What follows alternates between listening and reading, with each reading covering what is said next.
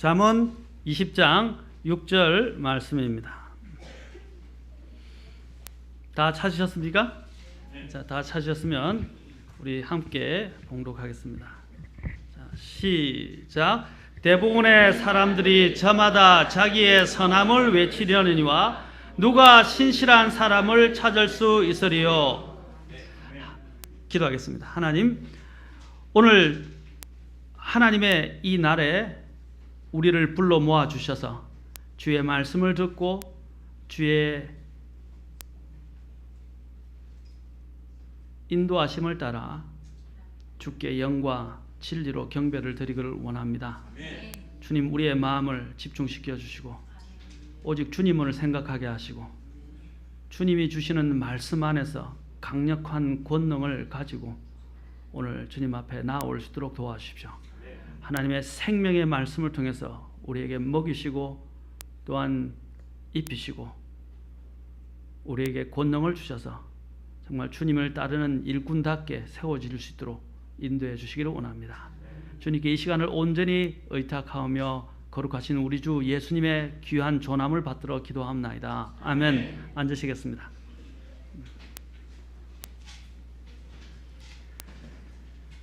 대부분의 사람이 저마다 자기의 선함을 외치거늘 누가 신실한 사람을 찾을 수 있으리요. 저는 오늘 이 신실함에 대해서 같이 알아보기를 원합니다. 하나님은 신실한 일꾼을 찾으신다는 것입니다. 하나님은 신실한 일꾼을 찾으신다. 이 신실이 무엇입니까? 여러분이 킹제임스 성경을 잘 이해하려면 항상 그 단어에 대해서 이 단어 연구를 할 필요가 있어요. 특히 단어 연구를 할 때 첫째는 문맥을 통해서 봐야 되고, 그 다음에 두 번째는 성경과 성경을 비교해야 하고, 세 번째는 때로는 그 용어가 어떻게 사용되었는지 성경 전체를 통해서 살펴볼 필요가 있습니다. 또한 이 성경의 부분을 더 이해하기 위해서 그 시대적 또 배경을 이해하려면 또한 1828년판 노아 웹스터를 보시면 또한 그 단어를 잘 정리를 해놨습니다. 노아 웹스터가 다 맞는 건 아니지만 가장 그 당시에 쓰여있던 용례들을 잘 추적했고, 또 노아 웹스터를 보시면 킹제임스 성경이 어떻게 성경에서 기록했는가 하는 부분들을 여기서 적어 놓고 있습니다.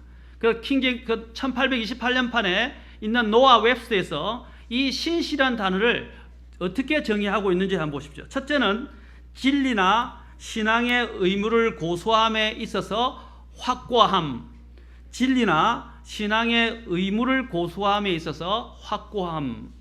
두 번째로는 종으로서 의무나 섬김을 수행하는 데 있어서 꾸준함. 종으로서 의무나 섬김을 또는 봉사를 수행하는 데 있어서 꾸준함. 세 번째로는 명령을 이행하는 데 있어서 정확함. 명령을 이행하는 데 있어서 정확함이라고 정의를 해놓고 있습니다. 자, 여기서 지금 노아 웹스터가 굉장히 성경적인 의미를 잘 정의를 해놓고 있습니다. 신실하면 하나님의 일꾼이 되는 데 있어서 가장 필요하고 적합한 자질 요건입니다. 이 신실함이 없다면 우리는 사람을 신뢰할 수 없게 되는 것입니다. 제가 이전에 미국에 있었을 때 참 고무적인 이야기를 들었습니다. 제가 다녔던 그 신학교와 그 다음에 그 교회가 있었는데, 그 랜드마크 침례교회에서 한 자매님이 피아노를 치는데 자매님이 70이 넘으셨어요. 70이 넘으신 분이었는데 처녀 때부터 한 번도 빠지지 않고 50년간을 그 피아노를 반주를 해왔습니다. 오전 예배 때. 오후 예배 때도 물론 있고 오전 예배 때 한 번도 빠지지 않고 처녀 때부터 그 자리를 비가 오나 눈이 오나 어떤 일이 났든 하나님 앞에 부여받았던 책임과 의무를 하나님을 사랑하고 하나님을 또한 섬기는 그러한 마음에서 우러나와서 한 번도 빠지지 않고 50년간을 피아노를 반주를 해왔다고 목사님이 칭찬을 하셨어요. 그때 굉장히 들으면서 제가 충격을 받았습니다. 그것이 신실함이라는 것입니다. 아까 여기 나왔죠. 종으로서 의무나 섬김을 수행하는 데 있어서 꾸준한 것이다. 여러분 그게 가능한 일이라고 생각하십니까? 쉬운 일이 아닙니다. 불가능할 수도 있는 일입니다. 자기에게 맡겨진 하나님의 은사와 재능과 또 하나님이 자신에게 맡겨진 그 본분들을 변함없이 어떠한 여건과 환경과 상황과 자신의 또 감정에도 불구하고 그것을 일궈낸다는 일은 쉬운 일이 아닙니다. 하나님의 일꾼에게서 하나님께서 원하시는 바가 무엇입니까? 바로 신실함입니다. 하나님은 재능이 뛰어난 사람을 원하지 않습니다. 하나님은 똑똑한 사람을 원하지 않습니다. 하나님은 좀 우리가 볼 때는 우둔해 보이지만 하나님을 사랑하는 순수한 마음을 가지고 하나님이 그에게 맡겨주신 것들을 신실하게 지켜내는 사람을 하나님은 더 사랑하신다는 것입니다. 오늘 말씀을 보십시오. 사람마다 자기의 선함을 외친다고 그랬어요. 다 자기가 잘났다고 이야기합니다. 자기가 선하다고 이야기합니다. 자기가 대단하다고 이야기합니다. 그러나 하나님이 찾는 사람은 어떤 사람입니까? 여기 보십시오. 누가 신실한 사람을 찾을 수 있으리요? 신실한 사람은 다른 어떤 것과도 바꿀 수 없다는 것입니다. 잠언에서 이야기하기를 게으른 사람들을 의지하는 것은 시린 이의 식초 같고 눈에 연기와 같다고 그랬어요. 여러분 저는 체류탄을 맞아봤기 때문에 압니다. 학교 생활하면서. 체류탄을 맞았을 때 이 연기가 눈을 막 하면 따가워서 눈을 뜰 수도 없고 볼 수도 없고 정말 역겹고 힘듭니다. 굉장히 고역스러워요. 이 시린 이의 식초가 한번 들어가 보세요. 얼마나 시리고 더 아픈지 그 말로 형용할 수가 없어요. 바로 게으른 사람은 바로 이와 같다고 말씀하고 있습니다. 그러나 신실한 사람은 사람을 즐겁게 하고 사람을 편안하게 하고 믿음직하게 만들고 신뢰할 수 있게 만들어준다는 사실입니다.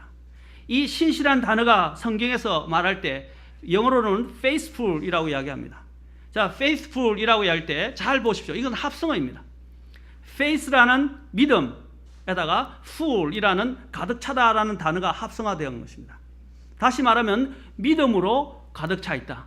믿음으로 충만하다는 것입니다. 신실함은 믿음을 대변하는 것입니다. 그 사람이 가지고 있는 믿음을 나타내는 것입니다. 믿음으로 충만한 상태가 바로 신실함인 것입니다. 이것은 사람의 힘으로 감당할 수 있는 것이 아니에요. 물론 사람도 성실하고 신실한 사람이 있어요. 하나님이 찾으시는 사람은 아까도 말씀드린 똑똑하고 재능이 많은 사람이 아닙니다. 한국 사람들의 문제가 무엇입니까? 한국 사람들은 머리만 굴리고 요령만 피우려고 그래요. 그러나 제가 미국 사람들을 다 선호하고 칭찬하는 것은 미국 사람들 보면 단순해요. 그 다음에 또 하나는 뭐냐면 하나를 맡기면 융통성이 없을 정도로 그냥 그게만 매달려요. 하라면 하라는 대로 그냥 해요. 그것이 아무리 단순하고 어려운 일이라 할지라도. 요즘 세상은 3D를 싫어하지 않습니까? 어렵고 힘들고 더러운 일들을 안 하려고 그래요. 그것이 오늘날 현대 이러한 사회가 이러한 사람들을 만들어내고 있고 양산하고 있고 그런 사람들이 점점 더 많아지고 있어요. 똑똑한 사람은 많지만 신실한 사람은 없어요. 저는 우리 자녀들이 제 자녀가 특히 자라나서 똑똑한 사람들이 아니라 성공하고 사람들에게 대단하다고 알려진 사람들이 아니라 신실한 사람이 되기를 원합니다. 어떤 사람도 신실한 사람을 당해낼 수가 없어요. 청직이라는 것은 무엇을 말하는 것입니까? 주인의 재산을 관리하는 관리자이거나 종을 이야기합니다. 또 우리가 다른 말로 지배인이라고 이야기합니다. 집사라고 이야기합니다. 자, 이것이 다 모든 것이 해당돼요. 집사나 지배인이나 또 그것을 관리하는 관리자나 청직이든 간에 그 사람들에게 요구되는 것은 무엇입니까? 자신이 맡은 부분에 있어서 정직하고 순수하고 신실하게 그 일들을 해내는 것입니다. 특히 하나님의 이 교회 안에서는 더 마찬가지입니다. 주님이 얼마나 안타까우셔서 잠언을 통해서 신실한 사람을 찾는다고 말씀하십니까? 다 자기의 선함을 외치지만 그 중에서 신실한 사람을 찾아볼 수가 없다고 말씀하고 계시다는 것을 기억해야 합니다. 청지기가 또는 집사나 아니면 직분을 맡은 사람들이 가져야 할 자세는 신실함입니다. 우리 모두는 각각 하나님의 청지기로서 하나님께서 각자에게 믿음의 분량대로 나누어 주신 은사들과 맡기신 임무와 사역들이 있다는 것입니다. 본문에 오늘 여기 보면 본문에 같이 함께 병행되는 부분들이 있는데 바로 고린도전서 4장입니다. 같이 한번 보도록 하겠습니다.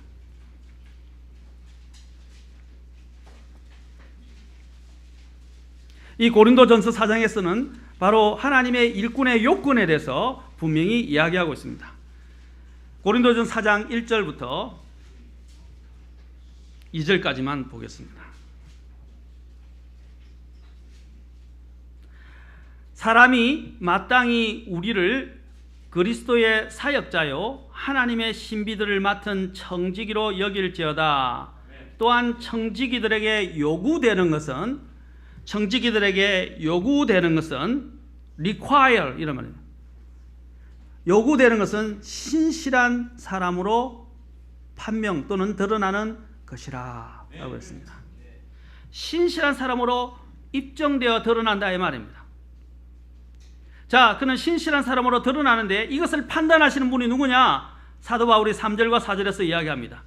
자, 3절과 4절 5절에서 이야기하는데 자 보세요. 그러나 내가 너에게 판단을 받거나 사람의 판단으로 판단을 받는 것이 내게는 매우 작은 일이니라. 참으로 나는 내 자신을 판단하지 아니하노니. 오늘날 사람들의 문제가 뭐예요? 사람들의 눈치와 사람들의 판단을 생각한다는 것입니다. 사람들이 뭐라고 판단하는가 그것은 중요하지 않아요. 향유 옥합을 깨뜨렸던 마리아를 누가 판단했습니까? 그 유다와 제자들이 판단을 했어요. 그리고 그녀가 헛된 것을 낭비하고 있다고 생각하고 이것을 가난한 사람에게 나누어 주었으면 더 유익이 됐을 것이라고 판단했습니다. 그러나 그녀의 속마음에 있는 중심을 사람들은 몰랐어요. 주님은 아셨어요. 주님은 그것을 귀하게 여기셨어요. 그리고 주님은 뭐라고 말씀하셨습니까? 그녀는 이미 주님을 사랑해서 주님의 장사를 예비하기 위해서 향유옥합을 깨뜨렸다고 말하고 있습니다. 주님은 그녀가 하고 있는 동기와 그 이유를 알고 계셨어요. 사람의 마음을 깨뜨려 보시는 분은 하나님이십니다. 사람의 판단에 좌우되지 마세요. 왜 사람에 의해서 내가 움직여야 하는 것입니까? 사람이 아니라 모든 것을 보시는, 모든 중심을 또한 판별하시는 하나님 앞에서 우리는 일을 해야 한다는 사실입니다. 여기서 보십시오. 또한 계속해서 이야기합니다. 4절 나는 판단받을 아무것도 스스로 알지 못하느니라. 그러나 이로써 내가 의롭게 되지는 아니하였나니 오직 나를 판단하시는 분은 주시니라. 그러므로 주께서 오실 때까지 때가 이르기 전에 아무것도 판단하지 말라. 그분께서 어둠에 감추어진 일들을 빛으로 가져가 드러내시고 마음의 의도들을 드러내시리니 그때에 각 사람이 하나님께 칭찬을 받으리라. 아멘. 사람의 칭찬을 왜 요구해서는 안 됩니까? 왜 사람의 칭찬을 바라보면 안 됩니까? 왜 우리는 인간이기 때문에 때로는 사람의 격려와 또 용기를 불어주는 일들, 장려하는 일들, 칭찬을 필요로 합니다. 그러나 우리가 무엇보다도 우리는 그리스도를 믿는 사람들이라 한다면 우리가 필요한 것은 하나님 앞에 섰을 때 하나님이 나에게 어떻게 칭찬하실까를 생각해야 한다는 것입니다. 그렇게 된다면 우리는 사람이 뭐라고 나에게 이야기하든 사람이 어떻게 나에게 판단하든 그것은 나에게 중요하지 않다는 것입니다. 근데 너무 많은 사람이 사람들의 이목에 집중을 하고 있어요. 다른 사람이 나를 어떻게 생각할 것인가. 또한 심지어는 내 자신 스스로가 내 자존심, 또 내가 바라보고 있는 또 내 자신 안에 있는 욕구나 욕심으로 인해서 자기 자신을 판단하고 평가합니다. 그래서 어떤 사람은 나는 세상에서 제일 못났다고 이야기하고 어떤 사람들은 내가 세상에서 가장 뛰어나다고 이야기하고 자기가 스스로를 판단하는 거예요. 여기서 사도 바울은 뭐라고 그랬습니까? 나 자신도 나를 판단하지 않고 주께서 나중에 마지막 날에 나를 판단하실 것이라고 말합니다. 오늘 우리가 살아가는 삶의 모습은 어떤 모습입니까? 하나님이 나를 어떻게 판단하실 것인가 하는 마음을 가지고 마음의 중심을 바로 세우고 주님 앞에 나아가야 된다는 것입니다. 이것이 청지기가 해야 할 거예요. 청지기에게 요구되는 건 뭐라 했어요? 그것이 신실함입니다. 신실한 사람으로 드러나는 것이다. 자기가 외치는 말이 그 사람을 만들어내는 것이 아니라 그 사람이 생각하는 것이 그 사람을 만들어내는 것입니다. 잠언 20장에 보십시오. 20장에 보시면 잠언 20장에 뭐라고 그랬습니까? 그 사람의 마음의 생각이 어떠한 같이 그 사람도 그러하다라고 말씀하고 있습니다. 같이 봅시다. 잠언 20장. 사람을 만들어내는 것은 그 사람이 외치는 것이 아닙니다. 그 사람이 말하고 있는 것이나 느끼고 있는 것이 아닙니다. 20장 6절 보십시오.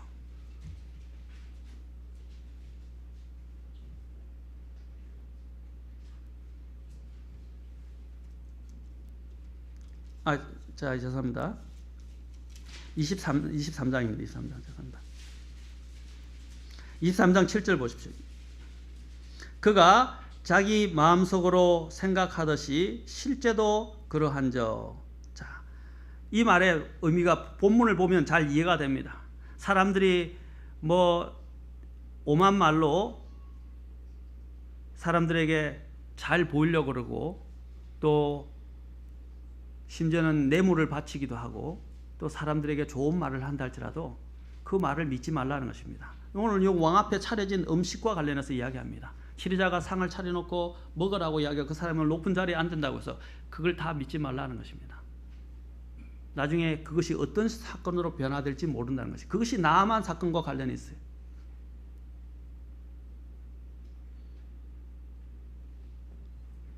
사랑하는 성도 여러분, 오늘 하나님께서 말씀하시는 것이 나아만의 하만 사건과 관련이 있어요.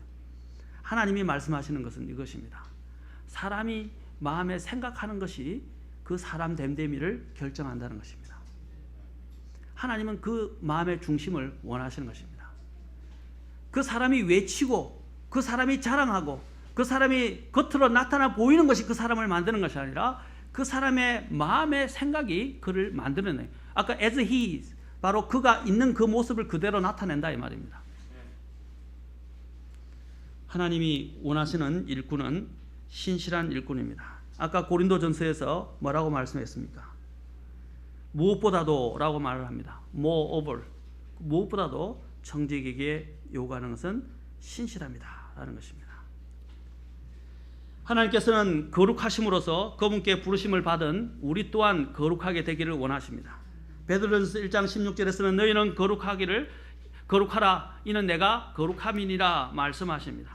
또한 마찬가지로 하나님께서는 신실한 분이시기 때문에 또한 우리 이 믿는 자들도, 신자들도 하나님 앞에서 신실한 자가 되기를 원하십니다. 하나님의 신실하심은 성경 전체에 흐르는 하나님의 성품이고 또 하나님이 계시하시는 바입니다. 하나님은 스스로를 계시하실 때 신실한 자로, 물론 거룩하시고 은혜로우시고 긍휼이 풍성하시고 용서하시고 오래 참으시고 또한 분노하기를 더디하시고 죄를 죄에 따라서 다루지 아니하시는 그런 놀라우신 분입니다. 그러나 하나님은 또한 한 분은 신실하다고 말합니다. 우리의 찬송가도 있지 않습니까? 오 신실하신 주 내 아버지여, 그렇죠? 오 신실하신 주. 하나님은 신실하시다고요. 그것은 성경에서 나온 것들을 찬송으로 엮어낸 것입니다. 하나님은 신실하십니다. 하나님은 변함이 없으십니다. 그래서 우리가 하나님을 믿을 수 있다는 것입니다. 사람은 다 거짓말장이지만 하나님은 참되시고 하나님은 신실하시는 것입니다. 그래서 우리는 하나님을 신뢰할 수 있는 것입니다. 하나님께서는 그분의 일을 맡기신 자에게 무엇보다도 신실함을 원하십니다. 일의 크고 작음이야의 문제가 아니라 일을 성취하는 능력 또는 성취력, 그리고 일의 결과보다도 하나님께서는 그 맡기신 일들을 어떻게 처리해내는가, 어떠한 마음의 자세를 가지고 그것을 지켜내는가, 바로 그것을 하나님은 더 원하신다는 것입니다. 오늘 많은 사람들이 성과주의에 빠져 있고 성취주의에 빠져 있습니다. 성과와 성취는 하나님께 속해 있는 것입니다. 우리 그리스도인들이 영혼을 구령하러 나갔을 때, 복음을 전하러 갔을 때 그 영혼을 구원하고 안 하는 것은 하나님의 손에 속해 있어요. 내가 하는 일이 아니에요. 내가 해야 할 일은 뭡니까? 하나님이 나가라 했기 때문에 나가서 복음을 전하는 것입니다. 하나님이 이것을 맡겨서 하라 했기 때문에 하시는 것입니다. 제가 큰아이에게 항상 가르치는 바가 그겁니다. 어떤 때는 아이들이 시키면 짜증을 내고 불평하고 또 불순종하려고 하는 경우가 있어요. 그런데 순종을 하는데 마음의 자세가 삐뚤어요. 투덜투덜 대면서 또 태도도 틀려서 행동도 또 거칠게 나타나요. 그러면 저는 불러서 다시 시킵니다. 온전한 마음으로 순종할 때까지 다시 시킵니다. 다시 해라. 대답할 때도 네 이렇게 하면 다시 해. 네, 다시 해. 네, 제사가.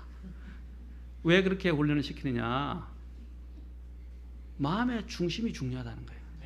무엇은 일을 하는 것이 중요한 것이 아니라 하나님이 보시는 것은 마음의 중심의 신실함과 하나님에 대한 태도를 하나님은 원하시는 것입니다. 하나님은 일의 크고 작음, 대소에 주안점을 두지 않습니다. 일을 성취하는 능력에 하나님은 자신의 눈을 돌리지 않습니다. 일의 결과를 하나님은 중요시하지 않으십니다. 하나님은 원하시는 것은 그 사람이 어떠한 과정을 가지고 어떠한 마음의 중심을 가지고 그 일들을 해왔는가, 그걸 하나님은 원하시는 거예요. 그것이 바로 그 사람의 마음의 중심을 드러내는 것이고 신실함을 드러내는 것입니다. 큰 일을 맡기든 작은 일을 맡기는 문제는 하나님의 권한에 속합니다. 우리는 믿음의 분량에 따라 하나님께서 각 은사대로 하나님께서 사람들에게 달란트를 주셨어요. 그것을 어떻게 다루는가 하는 문제는 우리의 마음의 문제라는 것입니다. 그렇죠? 근데 하나님 왜 나에게는 큰 일을 맡기지 않았습니까? 라고 하는 사람이 있을 때, 왜 나는 저 사람에게는 저러한 놀라운 일, 저런 대단한 능력이 있는데 나는 이런 능력도 없는 것입니까?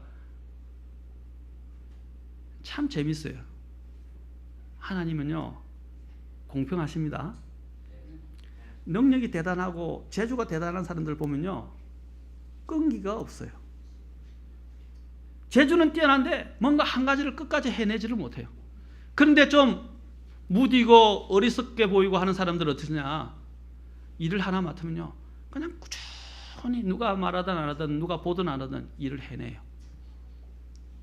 그럼 어떤 것이 더 대단한 거예요? 우리가 대기만성이라고 이야기합니다. 대기만성. 뭡니까? 오래 잘 기다리는 사람이 나중에 성공을 이룬다. 실제로 성공한 사람은요, 서울대 나온 사람들이나 하버드 나온 데는 사람들이 아니에요. 물론 그 사람들이 똑똑한 사람들도 있어요, 천부적으로. 그러나 진짜로 일에서 성공한 사람들, 사업에서 성공한 사람들은 성실한 사람들이에요. 삼성이, 제가 신문을 실제로 경제신문을 한번 칼럼을 했는데, 비행기를 타고 중국 선교를 갔다 오면서 그 비행기를 보고 칼럼을 해서 갖고 있는 건데, 삼성에서 비서, 거기서 놀라운 이런 자리를 전무라든지 부사장의 자리나 사장의 자리를 맡긴 사람들이 어떤 사람이면 오랜 동안 비서 생활을 하면서 그 사람이 신실하게 해왔던 사람들을 발탁한다고 합니다. 사람의 눈에 봐도 정말 그 사람이 정직하고 성실하게 일했는가, 그걸 보고 발탁한다고. 재주 뛰어나고 학벌이 좋고 대단한 능력을 갖고 있는 사람이 아니었어요. 저는 삼성을 이야기하는 게 아니라 하나님의 원리가 그러다는 것입니다. 똑똑한 거 사라집니다. 재주 사라집니다. 하나님 앞에 남는 것은 하나님이 맡기신 것을 적든지 크든지 불평하지 않고 맡기신 것을 끝까지 지켜내는 사람, 바로 그것이 더 중요한 것입니다. 은혜를 받는 것이 중요한 게 아니라 은혜를 지켜내는 것이 더 중요한 거예요. 많은 사람들은 구원받는 은혜에 대해서만 이야기합니다. 그러나 하나님이 부어주신 그 은혜를 어떻게 내가 지켜나가는가 하는 것이, 그리고 그 은혜를 가지고 하나님을 섬기는가 하는 것이 더 중요한 것이라는 거예요. 제가 왜 이렇게 이 부분을 가지고 설교하는 것입니까? 오늘 교회들 보면 너무나 똑똑하고 대단한 사람은 많아요. 그러나 믿음의 안에서 신실하게 하나님이 맡기신 것을 해내게 해결하는 사람은 적다는 것입니다. 아까 고린도전서 4장을 통해서 하나님이 뭐라고 말씀하셨습니까?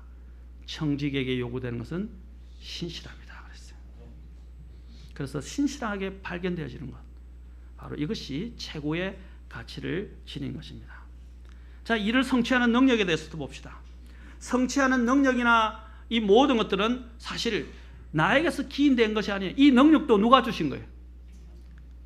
능력 누가 주신 거예요? 하나님 주셨어요. 여러분, 호세아 보면 하나님께서 이스라엘 백성들을 하나님께서 책망하십니다. 얼마나 책망하시냐니까? 호세아에 보면 백성들이 어떻게 하냐면, 특히 제사장들도 마찬가지고 다 내가 라고 이야기합니다. 그러니까 하나님이 뭐라 하신 줄 아세요? 그 곡식과 그 모든 것들을, 그 축복을 내가 주었다라고 말씀하십니다. 누가 누리게 하신 거예요? 마태복음 5장과 6장에서 특히 산상수훈에서도 주님께서 뭐라고 말씀하셨습니까? 하나님께서는 악한 자나 선한 자에게나 해와 비를 골고루 주신다고 그랬어요. 하나님의 은혜라고 그랬어요. 하나님이 주셨기 때문에 생명의 호흡을 주셨기 때문에, 하나님께서 우리에게 누리게 하셨기 때문에 누리고 있는 것입니다. 오늘 여러분이 하나님께서 여러분을 치셔서 여러분의 건강을 잃어버리고 모든 것들을 어떤 사고로 인해서 다 재난에서 잃어버린다고 생각해 보시오. 그럼 여러분 다 거지가 되는 거예요. 아무것도 남는 게 없어요. 그것을 잊도록 하시고 하나님이 그렇게 징계하지 아니하시고 심판을 내리지 않으시고 지켜주시는 분이 누구냐면 하나님이시라는 것입니다. 내가 가지고 있는 것들은 있다가도 없어질 수 있는 것들이에요. 왜 불확실한 재물을 의지하냐 이 말입니다. 왜 불확실한 것들을 붙잡고 있냐는 것인가. 영원히 남는 것을 붙잡으라는 것입니다. 하나님이 원하시는 것이 바로 그 영원히 남는 것. 그것은 어디에서 지켜줄 수 있냐면 신실함을 통해서 지켜줄 수 있습니다. 우리는 많은 사람들이 오늘 노만 빈센트 필 아니라 노만 빈센트 필뿐 아니라 많은 사람들이 적극적인 사고방식을 가르칩니다. 나는 할 수 있어. 나는 할 수 있어. Yes, I can. Yes, I can. 오바마 대통령이, 오바마라 그러면 안 되겠죠. 미국 대통령이니까. 오바마 대통령이 사람들에게 연설할 때 뭘 이야기했습니까? Yes, we can. Yes, we can 이야기하지 않습니까? 그 무서운 말입니다. 성경에서 빌립보서 4장 13절에서는 뭐라고 말씀하십니까? 내가 능력 주시는 그리스도를 통하여 모든 것을 할 수 있다고 했어요. 내가 할 수 있다고 하신 거 아닙니다. 그리스도를 통하여, 내게 나를 강하게 하시는 그리스도를 통해서 내가 모든 것을 할 수 있다고 했지. 언제 내가 할 수 있다고 했어요? 하나님이 주시지 않으면 할 수 없어요. 사랑하는 성도 여러분, 우리는 이런 자만과 교만 속에 빠져 살고 있습니다. 인간이 할 수 있는 일은 없어요. 하나님 앞에 서면 어떠한 대단한 능력을 가진 인간들도 다 미물에 불과한 것입니다. 우리가 얻어야 할 것은 그 능력과 그 지혜는 하나님께로부터 받아야 된다는 것입니다. 정말 하나님을 믿는 사람들은 하나님의 성품이 자리 잡는 사람들입니다. 하나님의 성품이 이 안에 자리 잡았으면 그 하나님의 성품 중에 하나가 신실함입니다. 우리는 이러한 세상적인 논리와 세상이 높여주는 이러한 것들에 초점을 맞추지 마시고 하나님이 우리에게 요구하시는 것에 초점을 맞추기 바랍니다. 왜 노만 빈센트 필이나 로버트 슐러 박사 같은 사람이나 이러한 조용기 목사 같은 사람들이나, 제가 그 사람들을 힐난하고 비난하기 위해서 말씀드린 게 아닙니다. 잘못된 것을 가르치고 있어요.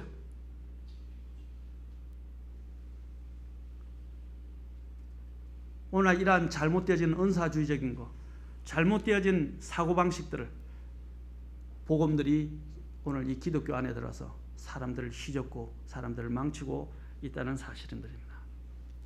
하나님의 우리에게 원하시는 것은 우리 자신을 낮추고 하나님 앞에 겸손하게 모든 것을 내어드리고 그분께서 우리의 중심이 되시고 주관자가 되셔서 그분의 일을 성취하기를 원하십니다.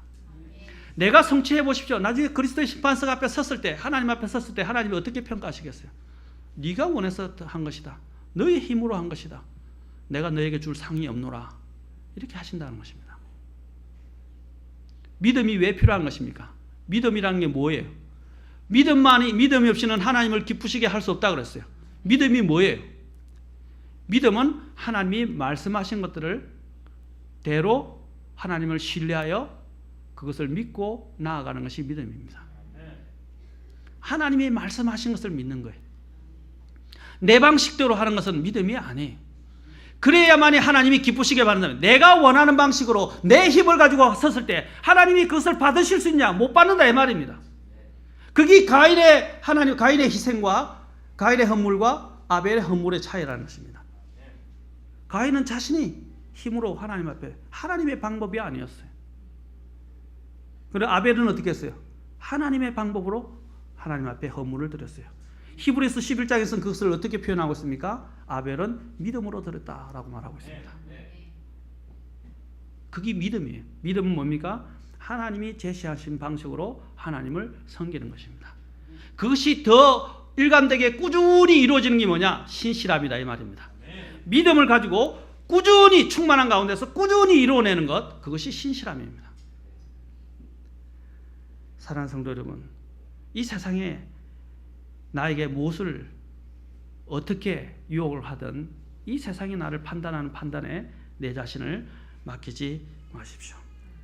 그래서 사도 바울은 이렇게 말합니다. 내가 그리스도와 함께 십자가에 달려있나니 그럼에도 불구하고 내가 사는 것은 내가 아니요 오직 그리스도께서 내 안에 사시는 것이니라. 요한일서 5장 4절 5절에서 뭐라고 했습니까? 너희 안에 계신 분께서 세상보다 더 크시다고 말씀하시면서 뭐라고 말씀했어요? 세상을 이기는 자가 누구냐라고 말했어요. 세상을 이기는 자가 누구냐 그랬어요. 누구냐? 누가 세상을 이긴다고 되어 있어요? 5장 5절에 보면 뭐라고 그랬어요? 예수 그리스도께서 하나님의 아들이심을 믿는 자가 아니면 누가 세상을 이기느냐고 말했어요. 예수 그리스도께서 하나님의 아들이심을 믿는 자가 세상을 이기는 자라고 그랬어요. 내가 이기는 게 아니고요. 내 안에 계신 그리스도께서 이기신 겁니다. 이미 예수님께서 이 십자가에서 승리를 가져오시지 않습니까?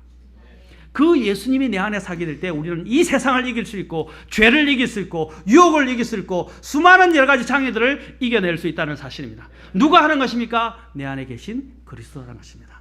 그래서 사도 바울이 내게 있어 사는 것이 그리스도니라고 빌립보서에서 말씀하셨어요.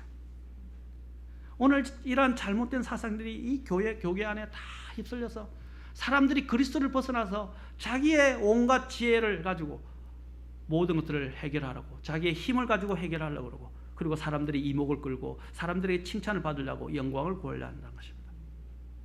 그리스도인들은 그렇게 되어서는 안 됩니다. 오늘 잠언 20장 6절의 말씀을 잘 기억하십시오. 또한 일의 결과에 대해서도 마찬가지입니다. 눈에 보이는 가시적인 형태에 따라서 성공이나 성패의 영부를 판가름하지 마십시오. 하나님을 사랑하고 하나님을 위하여 자신을 드리고 순종하는 자에게 좋은 것을 주시기도 하지만 때로는 우리가 주님을 섬기다 보면 성경이 분명히 이야기했어요. 예수님을 믿으면 모든 것이 만사 축복이다. 성공한다라고 하는 거짓된 복음에 속지 마십시오. 성경은 경건하게 살고자 하는 자는 무릇 핍박을 받을 것이라고 말씀하셨습니다. 우리가 예수님을 때문에 진실하기 때문에 또 의롭게 살기 때문에 사람들은 우리를 미워하게 되고 세상이 나를 미워했으나 이제 세상이 너희를 더 미워할 것이라고요. 왜냐하면 우리가 그리스도를 모시고 있기 때문에 그리스도를 따르기 때문에 우리를 더 미워할 것이라고 말하고 있습니다. 주님은 정반대로 말씀하셨어요. 사도 바울이 예수님을 믿었다고 해서 복받고 돈 벌고 성공했습니까? 매 맞고 굶주리고 심지어는 돌에 쳐맞아서 죽기도까지 했어요. 죽음의 문턱에까지 갔었어요. 세상 사람의 눈으로 보면 사도 바울은 실패자예요. 베드로는 십자가에 거꾸로 매달려 죽었어요. 세상 사람의 눈으로 보면 실패자이고 가장 어리석은 자예요. 그러나 그들은 부활을 바라보고 예수님을 바라보면서 그 모진 수초와 십자가의 고통을 견뎌내었다는 것입니다. 우리 예수님께서 하신 것이 그것입니다. 예수님이 인간의 눈으로 보십시오. 실패자 아닙니까? 그렇지 않습니까? 십자가에서 이스라엘을 해방하러 오셨는데 해방하러 오셨다고 믿었는데 그냥 힘없이 묶여져서 십자가에 매달려가 못 박혀 피를 흘리고 죽어가세요. 그래서 문선명이가 통일교가 뭐라 그랬습니까? 예수님은 실패자다. 그래서 예수님의 영이 그 그리스도의 영이 거기에서 있다가 떠나가서 문선명에게 임했다는 거예요. 그리고 정명석에게 임했다는 거예요. 그게 통일교 교리예요. 핵심이에요. 예수님을 실패자로 본 거예요. 그래 자기가 그리스도래. 그 그리스도가 내 안에 들어왔다는 거예요. 예수님이 실패자입니까? 아닙니다. 하나님의 지혜가 그 십자가에 있는 거예요. 그 십자가를 통해서 인간의 모든 죄를 용서하고 구원할 수 있는 계획을 하나님은 마련하셨던 것입니다. 사탄도 그걸 몰랐어요. 사랑하는 성도 여러분, 사람이 어떻게 판단하는가 그것은 중요하지 않습니다. 우리가 그리스도인이라면 하나님께서는 핍박을 경험할 것이고 많은 사람들에게 또한 미움을 살 수도 있을 것이라는 것입니다. 헌신과 순종이 반드시 우리가 살아갈 때 선한 결과를 가져오는 것은 아닙니다. 잠언 16장 1절에 보시면 사람이 마음으로 준비하여도 그 혀의 대답은 주께로부터 온다라고 하셨습니다. 또한 잠언 16장이 많이 나오는데 16장 9절에서는 사람의 마음이 자기의 길을 계획하지만 주께서 그의 걸음을 인도하신다라고 하셨어요. 또 잠언 19장 21절에서는 사람의 마음에는 많은 계획이 있을지라도 오직 주님의 권고만이 서리라 라고 하셨어요. 아멘. 모든 것은 하나님께로 왔다가 하나님을 통해서 하나님께로 돌아가는 거예요. 우리는 이 원리를 알고 있어야 됩니다. 그래서 우리가 해야 할 것은 무엇입니까? 하나님이 나를 믿고 또 하나님은 나를 사랑하셔서 나에게 자그마한 부분이다 맡기셨다면 그것은 큰 영광이에요. 그 영광의 것들을 지켜내야 하는 것입니다. 아멘. 아무리 대단한 걸 받았다 할지라도 그걸 못 지켜내면 소용없어요. 직장에서도 마찬가지예요. 어떤 태스크를 줬는데 그 태스크를 해결하지 못하고 지켜내지 못하면 어떻게 해요? 점수가 깎이는 거예요. 인사고과에 반영돼요. 나중에는 어떻게 해요? 명예퇴직할 수도 있어요. 저도 기획실에서 근무해봤기 때문에 잘 알아요. 사랑하는 성도 여러분, 내가 어떤 일을 큰 걸 맡느냐 하는 게 중요한 게 아니라 작은 일 하나도 맡았어도 그것을 지켜내는 것입니다. 그것이 바로 달란트 비유에서 마태복음 25장에서 말씀하신 거예요. 한 달란트를 받았다 할지라도 10달란트를 받은 것 중에 한 달란트를 받았다 할지라도 그것을 지켜내고 그것을 하나님께 영광을 위해서 사용하는 사람, 그 사람을 주님이 뭐라고 했습니까? 적은 것에 신실하였기 때문에 너에게 큰 것을 맡기노라 라고 말씀하신 것입니다. 사랑하는 성도 여러분, 하나님은 신실하기를 원하십니다. 그러나 하나님께서 신실하기를 원하실 뿐 아니라 하나님 자신이 신실하기 때문에 그걸 요구하시는 것입니다. 성경의 곳곳에서는 하나님이 얼마나 신실하신가를 외치고 있지 않습니까? 특히 마지막에 예수님께서는 계시록 1장 5절에서 또 신실한 정인이시요 죽은 자들 중에서 처음 나신 분이시며 라고 예수님을 소개하고 있어요. 신실한 정인, 바로 그것이 예수 그리스도였다는 것입니다. 우리의 본은 누구입니까? 우리의 본은 예수님이십니다.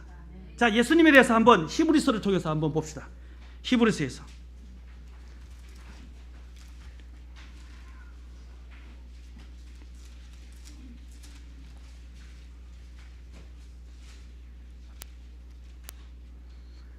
하나님께서 예수님을 뭐라고 설명하고 계십니까?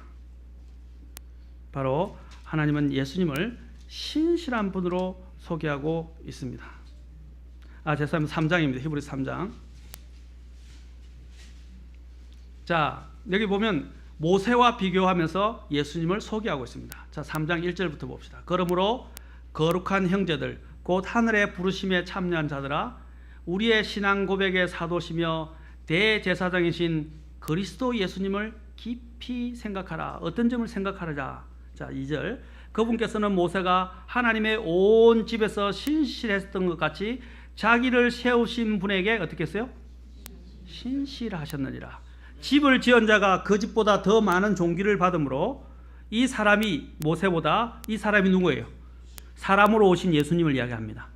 이 사람이 모세보다 더 많은 영광을 받기에 합당한 자로 인정받았느니라. 집마다 지은 사람이 있을 때 모든 것 지으신 분은 하나님이시니라. 모세는 참으로 나중에 말하게 될 그것들을 증언하기 위해서 그분의 온 집에서 신실하였으되 그리스도께서는 자신의 집을 다스리는 아들로서 어떻게 했어요? 신실하였다 하셨으니 우리가 소망의 확신과 기쁨을 끝까지 굳게 붙들면 우리가 그분의 집이니라.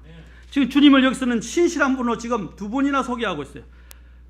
두 번이나 직접적으로 언급하고 있어요. 그 다음에 모세와 더불어서 계속 신실을 언급하고 있습니다. 누구보다 더 신실했다고요? 모세보다. 여기서 여러분 이 히브리서는 누구를 대상으로 쓰여졌어요? 믿는 히브리 그리스도인들을 대상으로 쓰여졌어요. 그렇죠? 히브리인들에게서 가장 최고의 영웅이 누군지 아세요? 모세예요, 모세. 그 다음에 또 그들이 자신의 믿음으로 조상하는 사람이 아브라함이에요. 그래서 모세 오경은 다른 어떤 성경과도 비교할 수 없을 만큼 가장 중시됩니다. 모세는 대단한 영웅이었어요. 아마 모세의 시신을 무덤에 묻어놨더라면 모세의 무덤이 우상 숭배가 되었을 정도로. 그래서 하나님이 모세의 시신을 없애버린 거예요. 이해하시겠습니까? 모세에 대한 이 집착이 대단히 강한 사람이에요. 그런데 모세를 여기서 언급하면서 뭐라고 했습니까? 모세보다 더 신실하신 분이 계시고, 모세는 뭡니까? 지음을 받은 자이지만 청지기에 불과했지만 그것을 주관하시고 그 집을 소유하시는 소유주가 계신데 그분이 예수님이라고 말씀하십니다. 예수님은 어떻게 평가되셨어요? 사람으로 오셨지만 신실하셨다라고 말씀하고 있습니다. 우리의 본은 예수님입니다. 아멘. 예수님도 이 땅에 있는 동안 육신을 입고 왔을 때 얼마나 힘드셨어요. 그러나 하나님의 뜻을 성취하는 데서 신실하셨어요. 그것처럼 오늘 그 본을 따라서 하나님께서는 이 히브리 핍박받는 히브리 그리스도인들 유혹을 받아서 다시 세상으로 돌아가려고 세계 또한 유대 율법주의로 돌아가려고 하는 그 히브리 그리스도인들에게 뭐라고 말씀하시는가? 이 예수님을 바라보라 이 말입니다. 그만큼 또 신실하라고 말하고 있는 것입니다. 사랑하는 성도 여러분, 여러분이 이 세상을 살아가는 게 힘들고 어렵다는 거 압니다. 유혹도 많고 수많은 문제들도 생기고 나를 방해하고 또 내 마음을 어지럽히고 하는 수많은 일들이 있다는 걸 제가 잘 압니다. 그러나 하나님의 앞에서 우리가 서야 될 자격 요건은 어떤 것입니까? 신실한 자로 발견되는 것입니다. 신실한 자는 뭡니까? 변함이 없어요. 신뢰할 수가 있어요. 눈이 오나 비가 오나 무슨 일이 있든지 간에 신실한 것입니다. 여러분들이 하나님 앞에서 신실하다는 것은 바로 하나님의 일과 하나님의 교회와 하나님의 왕국과 하나님의 복음을 전하는 이 일들에서 신실해야 될 것을 하나님께서는 사실 말씀하고 계신 것입니다. 우리가 어디에 신실해야 되겠어요? 세상의 일에 신실하시겠습니까? 오늘 잘못되어진 버릇들이 어떤 것입니까? 세상의 직장에서는 굉장히 신실해요. 아침부터 밤늦도록 세상을 위해서는 일합니다. 세상의 직장에서는 지각 안 합니다. 세상의 일에 대해서는 프로페셔널하게까지 신실합니다. 그러나 하나님의 일에 한번 보십시오. 예배에 오는 일부터 시작해 보십시오. 예배에 넣는 것들이 그냥 습관이 하나님의 일들을 마음에 들면 하고 마음에 들지 않으면 하지 않아요. 맡아놓고도 내가 조금만 힘들고 시험 들면 못하겠다 그러고. 그러면 얼마나 힘든지 아십니까? 교회는 지체들이 모여 형성된 거예요. 손이 손의 역할을 못하면 누가 하게 돼요? 입이 손의 역할을 해요. 손으로 숟가락을 못 드니까 밥을 못 먹으니까 입으로 자기가 떠가지고 입으로 먹는 거예요. 왜 그 고생을 하는 겁니까? 손이 손 역할을 못하니까. 교회도 마찬가지예요. 교회는 지체들이 모여 있어요. 하나님이 각 지체들을 두셨어요. 몸 안에. 그런데 그 지체가 내가 기분이 나빠서 못하겠다.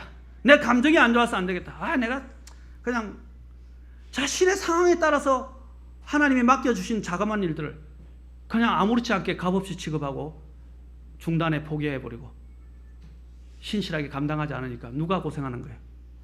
다른 지체가 몇 배로 고생을 하는 거예요. 그러면 교회가 몸살을 앓는 겁니다. 교회가 병이 든 거예요. 사랑하는 성도 여러분, 하나님은 각 사람에게 다 은사를 주셨어요. 믿습니까? 안 준 사람은 없어요. 나는 준 것이 없어요.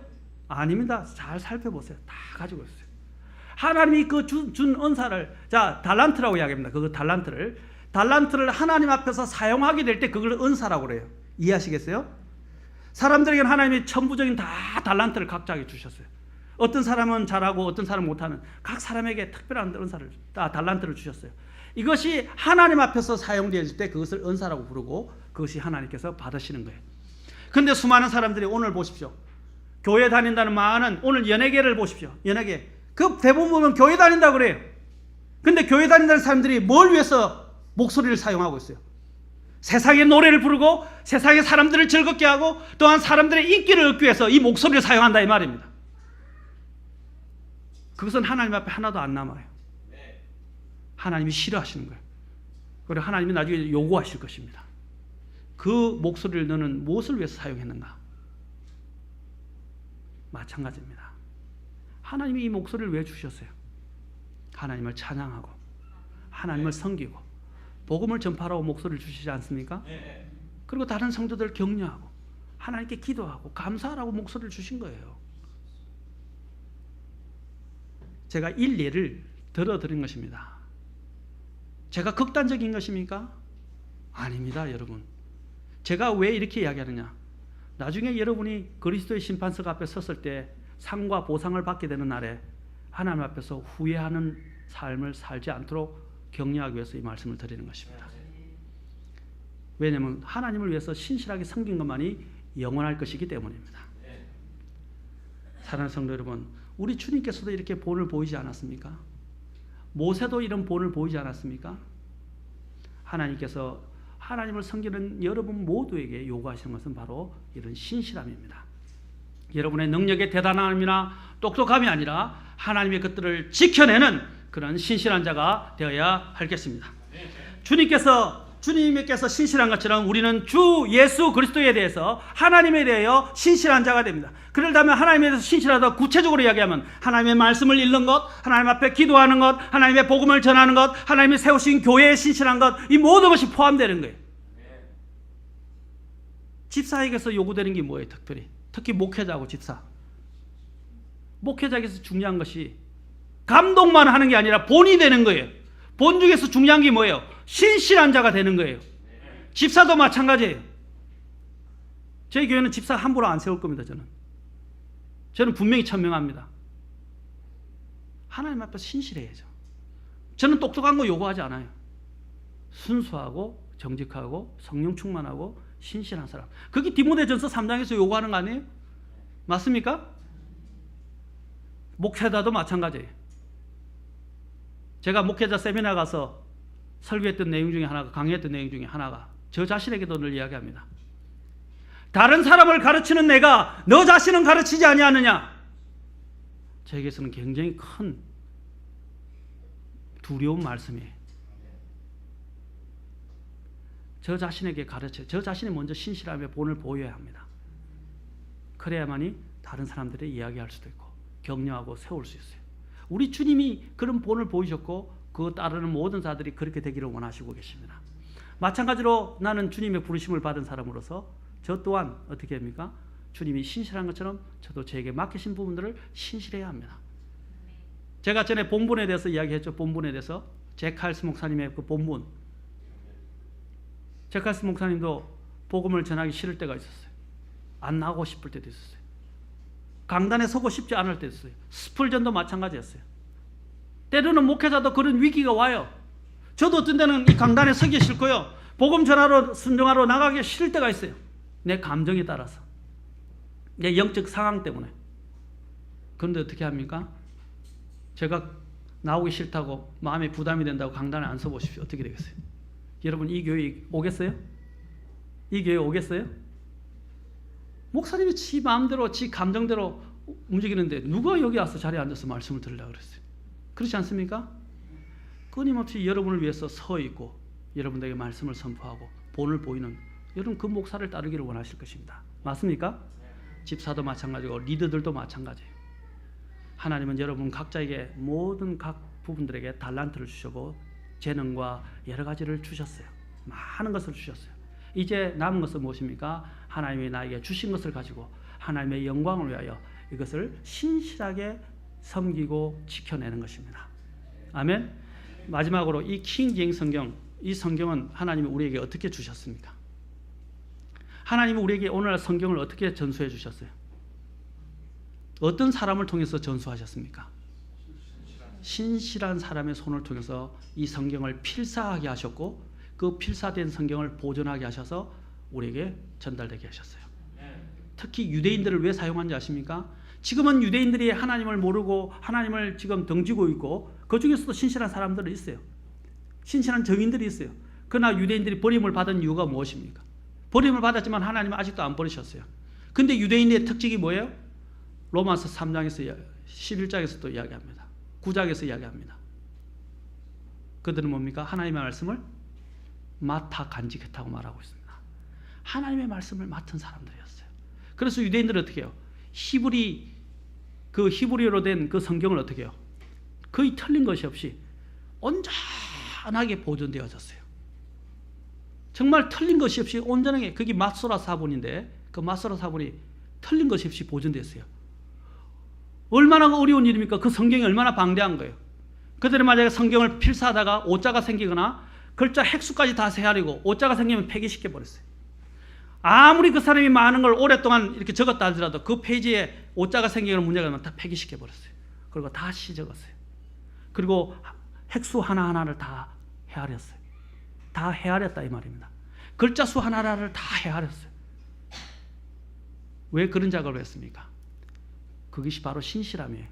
그 사람들 통해서 하나님께서는 구약 성경을 오늘까지 보존해 오셨던 것입니다. 아멘. 또한 신약 성도의 신실한 사람들을 통해서 주님께서 바로 헬라 본문인 전통 본문을 또는 수용 본문을 텍스트 리셉터스를 잘 보존해 오신 거예요. 그래서 하나님께서 오늘날 우리에게 이러한 킹 제임스 성경으로 보존해 주신 것입니다. 아멘. 이 성경이 우리한테 오기까지는 이 신실한 사람들이 피를 내면서까지 자신의 목숨을 내어놓으면서까지 이 성경을 보존했기 때문입니다. 얼마나 감사합니까? 우리는 그런데 그 정도도 못하고 그런 신실함이 없이 어떻게 하나님을 섬길 수 있겠습니까? 사랑하는 성도 여러분, 우리의 자세를 좀 바꿉시다. 하나님에 대한 자세를 좀 바꾸세요. 이제는 사람이 뭐라고 이야기하든 하나님이 나에게 맡기신 그 일들에 신실하길 바랍니다. 직장이나 세상 일이나 내가 하는 학교 일에 신실하지 말고, 부모로서 학교로 또 학부모로서 자신의 자녀들을 맡아준 학교가 고마워서 신실하지만, 그러나 교회는 내팽개치고 교회는 보지 않으면서 또 하나님이 맡기신 일들의 직무에 대해서, 직분에 대해서 신실하지 않으면서 학교나 다른 데는 뛰어다녀. 하나님 기뻐하시겠어요? 기뻐하지 않습니다. 아까도 얘기했지만 직장인은 시간도 어기지 않으면서 어떻게 교회 예배나 하나님께 정해진 이 교회 예배는 공식적인 하나님 앞에 경배를 공적으로 드리기 위해서 모이는 자리입니다. 그렇지 않습니까? 그러면 우리가 자세를 갖고 준비된 마음으로 미리 와서 하나님 앞에 경배를 드려야 되지 않겠습니까? 그래야 경배가 최고의 위치에 올라가게 되는 거예요. 하나님은 경배받기를 원하십니다. 아멘? 영과 진리로 경배받기를 원해요. 그런데 우리가 준비되지 않은 상태에서 와가지고 어떻게 경배를 드릴 수 있어요? 늦어가지고 헐레벌떡에 가서 어떻게 하나님의 말씀을 온전히 받을 수 있겠어요? 정신이 하나도 없는데. 그렇지 않습니까? 최고의 영의 모습을 가지고 하나님의 진리에 입각해서 하나님 앞에 경배를 드리는 그 경배가 주님이 받으시는 경배입니다. 하지만 하나님께서는 마지막 때 영과 진리로 경배가 올 때가 오나니 하나님께서는 경배하는 자들을 찾으신다 하시고 영과 진리로 경배를 드려야 must 라고 말씀하셔서 반드시 영과 진리로 경배를 드려야 한다고 말씀하셨습니다. 사랑하는 성도 여러분, 오늘 이후로부터는 여러분들이 하나님을 경배하고 또 하나님을 섬기는 데 있어서 변함없이 꾸준하게 신실하게 하나님을 섬겨서서 하나님 앞에 섰을 때 칭찬을 받고 또 하나님께로부터 영원한 보상을 풍성하게 받으시는 저와 여러분이 될 수 있기를 주의 이름으로 축원합니다.